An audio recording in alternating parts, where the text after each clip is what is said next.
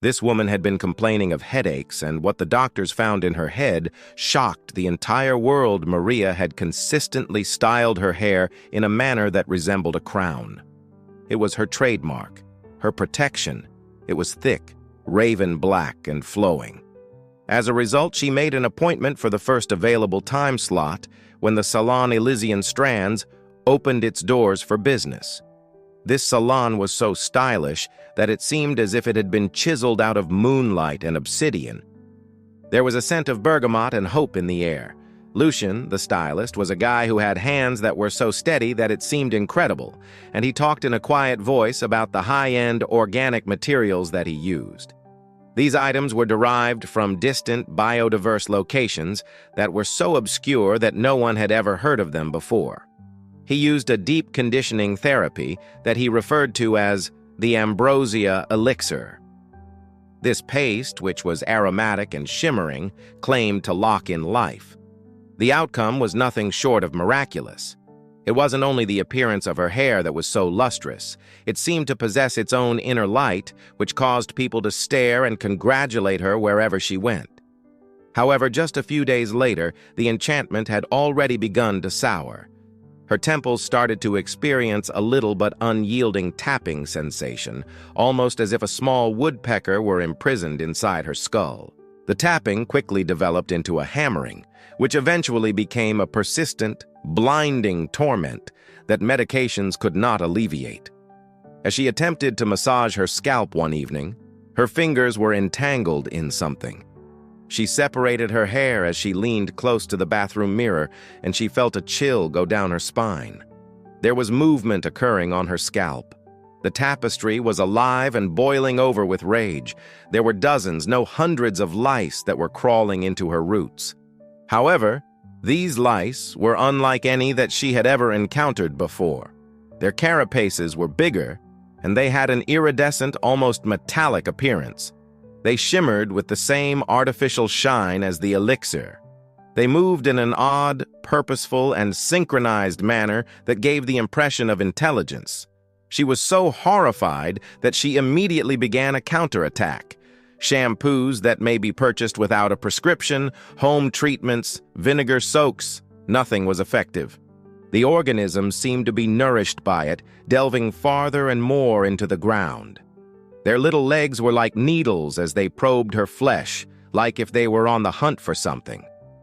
She drove herself to the emergency department, desperately afraid and now really terrified, with a scarf wrapped snugly around her creeping crown.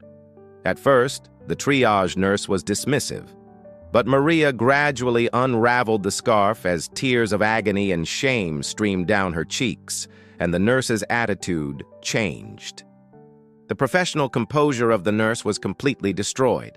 Her hand sprang up to her lips, and she recoiled in response. Maria was placed in quarantine in a room by herself within minutes, and Dr. Eris Thorne, a neurologist with considerable experience, was called to come to her location. Using a magnifying light with great strength, he inspected her scalp. His face, which was normally a mask of medical detachment that showed no emotion, became white. He was not just able to see insects. He saw biological phenomena that were impossible to explain rationally. He retrieved one of the specimens that was bigger in size by using microforceps in a cautious manner. It did not squirm around in the same manner that an insect would. Instead, it nestled itself on the tray while its multifaceted eyes seemed to be scanning the room for the bright lights of the hospital. He muttered this to himself more than he did to his squad. This is not an infestation.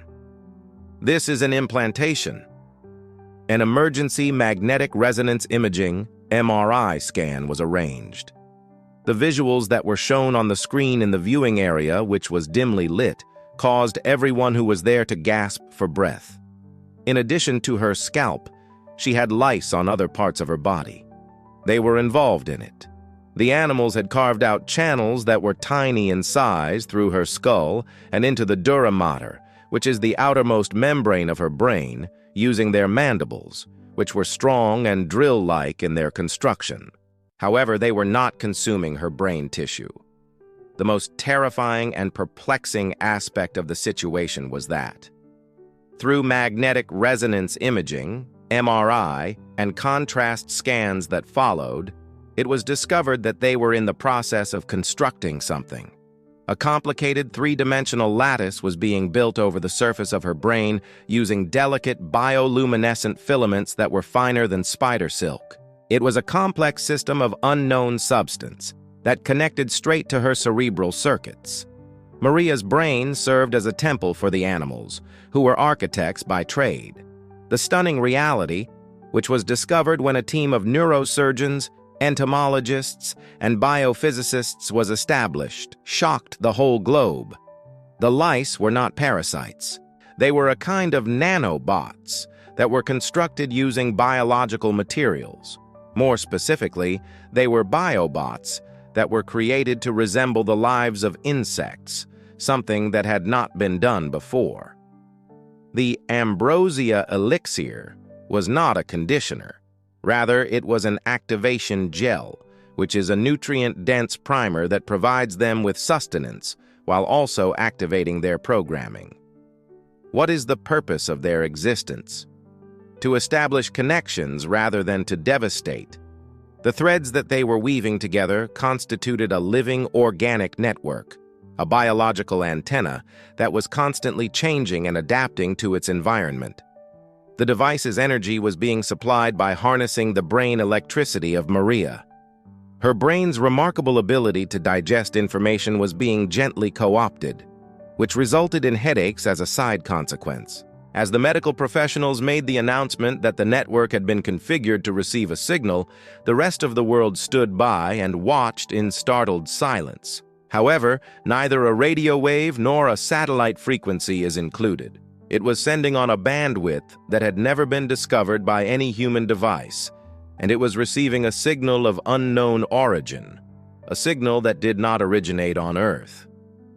Maria had transformed into the first live, breathing, deep space radio telescope on the planet. The owners of the salon, Elysian Strands, had become ghosts, and the business had gone without leaving any evidence behind.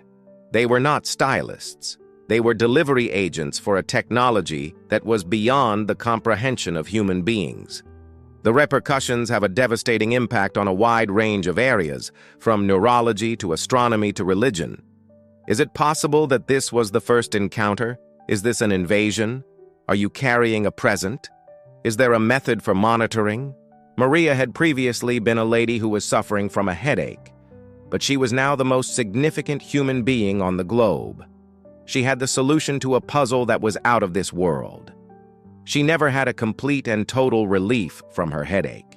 She began to hear a continuous, low hum, a steady, ongoing duet between her own thoughts and the quiet, waiting melody of the stars. This music was woven into her consciousness, one horrible, beautiful thread at a time. At this point, the whole world was focused on her, and through her they were able to see the limitless, horrifying, and awe-inspiring nature of the cosmos, which had been concealed in plain sight right in front of our faces. Or, as it is in Maria's situation, immediately under her hair.